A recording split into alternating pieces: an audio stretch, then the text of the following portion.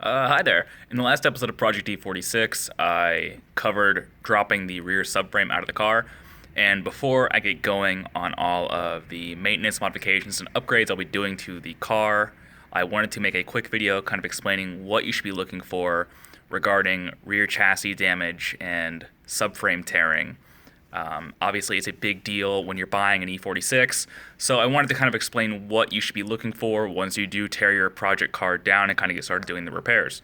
So let's just cut to the footage showing what you should be looking for. Enjoy. Let's take a look under the car and see if there are any tears in the chassis where the subframe bolts up. Got my little light. All right.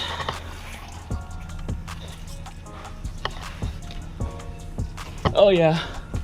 There's some minor tearing right here. That's not bad at all.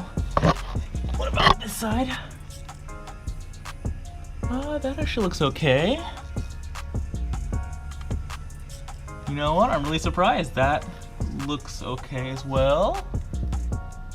And so does that, surprisingly enough. I mean, there's gouging on the surface. That's from me like prying against the chassis trying to get subframe down, but the actual sheet metal looks fantastic.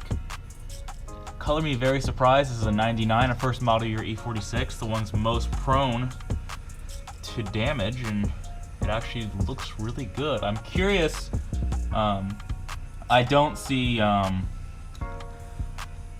welded in reinforcements, but it is entirely possible this car had been recalled by BMW and had their repair done. I'm not sure.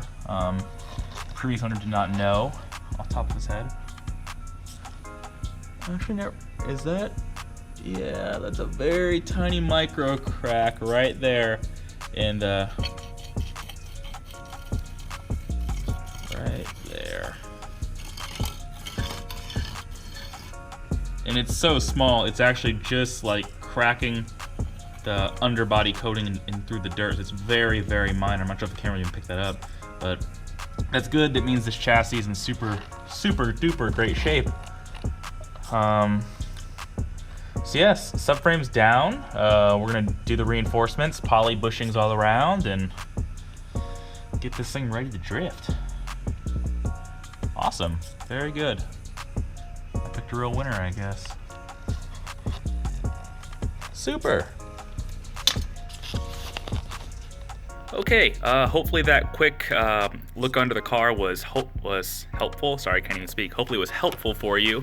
In the next episodes, I'll be explaining how to remove old subframe bushings and diff bushings, as well as showing all the other fun upgrades I'll be doing to the car while I have it all taken apart. So look forward to that. I should have it out in a couple days. All right, thanks for watching. Yeah.